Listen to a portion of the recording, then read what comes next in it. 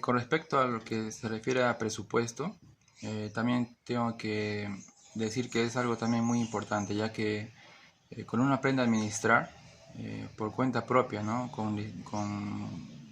Haciéndose responsable de sus propias finanzas, uno se da cuenta cuánto dinero exactamente tienes, ¿no? Cuánto en los días futuros vas a obtener y las cosas que tienes que pagar, ¿no? Algo que se puede hacer es un cuadro, ¿no? Yo tengo un cuadro ahí semanal y mensual en el cual pongo qué días llegan los ingresos, porque en mi caso soy independiente y tengo ingresos en diferentes partes del mes, ¿no?